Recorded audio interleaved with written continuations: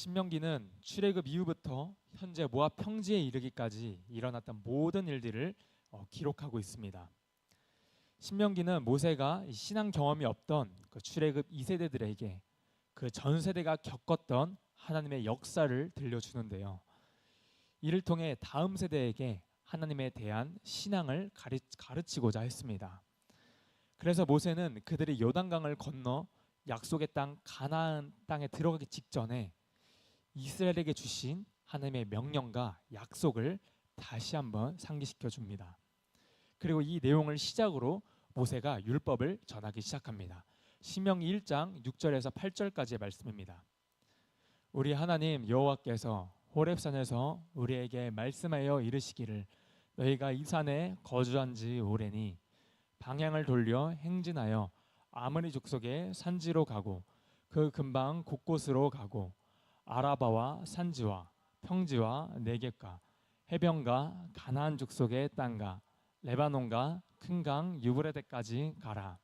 내가 너희의 조상 아브라함과 이삭과 야곱에게 맹세하여 그들과 그들의 후손에게 주리라 한 땅이 너희 앞에 있으니 들어가서 그 땅을 차지할지니라. 아멘. 방금 우리가 읽은 본문 6절에서 8절까지의 말씀은 하나님께서 이스라엘을 어떻게 인도하시고 약속을 주셨는지를 이야기합니다. 하나님이 무엇을 약속하셨고 명령하셨는가 하는 그 하나님의 부르심, 하나님의 약속에 대한 이야기입니다. 그래서 우리가 첫 번째로 다음 세대에게 전해줘야 할 그 신앙의 유산은요, 첫 번째로는 우리가 하나님의 약속과 부르심이 얼마나 중요한지를 가르쳐 주는 것입니다. 출애굽 2세대는 직접 하나님의 약속을 받은 적이 없습니다. 그래서 모세는 출애굽 2세대들에게 하나님이 너희 조상과 또 너희 부모 세대에게 이런 약속을 주셨다. 하나님의 약속을 향하여 살아가는 것이 바로 우리의 삶의 목적이고 방향성이다 하는 것을 제시하고 있습니다. 우리 신앙의 다음 세대에게 가장 필요한 게 뭔지 아십니까? 바로 그들의 삶의 방향성입니다. 너희들 뭘 위해 살아야 되는지 아니?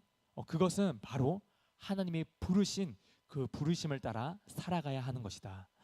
하나님이 주신 그 약속을 따라 살아가야 한다라는 것을 우리가 가르쳐야 하는 것입니다.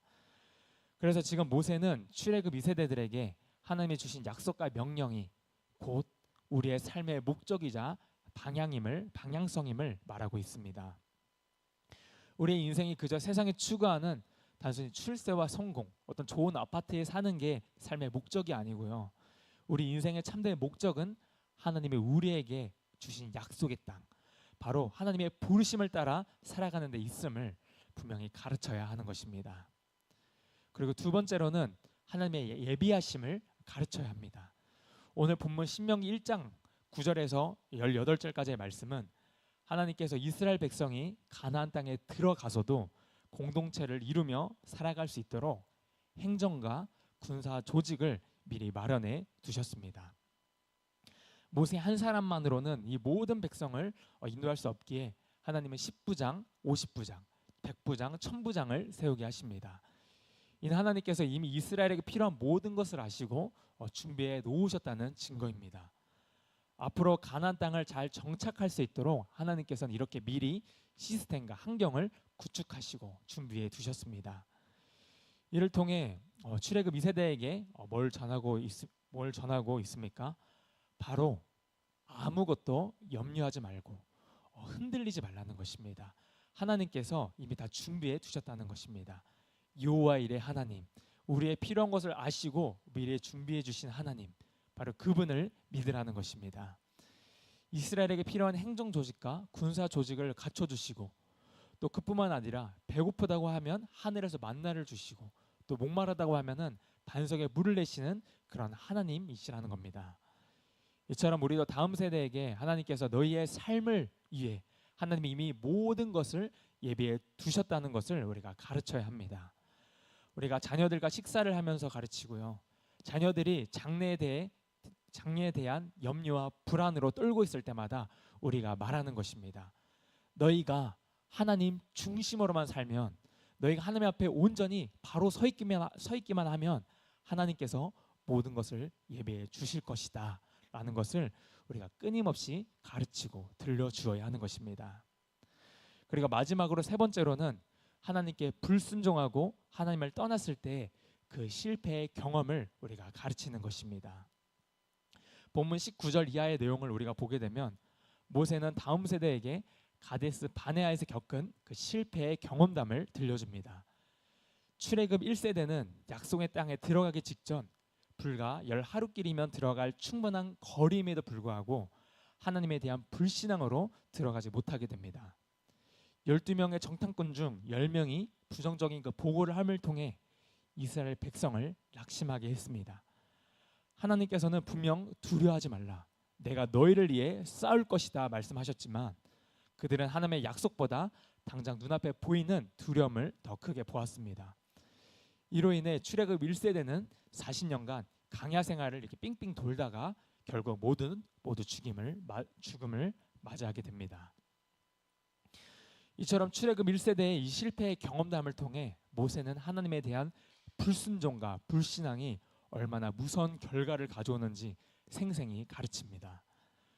우리 자녀에게도 우리 세대가 겪었던 성공뿐만 아니라 실패의 경험도 우리가 솔직히 나누어 줄 수 있어야 합니다. 우리가 하나님께 받은 은혜의 간증은 당연히 나누어 주어야 하고요. 그것뿐만 아니라 우리가 하나님을 떠나서 우리가 불순종하며 방황하며 겪었던 그 실패와 아픔의 경험도 함께 나누어 줘야 한다는 것입니다. 그래야 우리 자녀와 다음 세대가 하나님에 대한 불신앙이 얼마나 위험한지를 배우게 되고 그들도 믿음의 길을 택할 수가 있습니다. 당장은 이해하기 어려울지라도 언젠가 그들도, 우리 다음 세대들도 삶의 동일한 시험이 닥쳤을 때 그 경험담을 기억하며 믿음으로 승리할 수 있는 밑거름이 될 줄 믿습니다. 오늘 모세는 이스라엘의 과거의 삶을 통해 하나님의 약속과 부르심, 그리고 하나님의 예비하심, 그리고 불순종의 실패를 다음 세대들에게 가르쳤습니다. 우리도 마찬가지로 우리 자녀 세대들에게, 또 우리 다음 세대들에게 하나님의 말씀과 함께 우리의 삶 속에서 체험하고 겪었던 간증과 하나님의 역사를 들려 주어야 합니다. 하나님을 통한 우리의 삶의 간증과 스토리가 다음 세대에게 하나님을 향한 굳건한 믿음의 유산이 되기를 바랍니다. 하나님이 우리의 삶을 통해 베풀어 주신 그 간증과 체험을 통해 우리 다음 세대에게 믿음의 유산을 가르치는 축복의 통로가 되시기를 간절히 축복합니다. 네, 기도하겠습니다.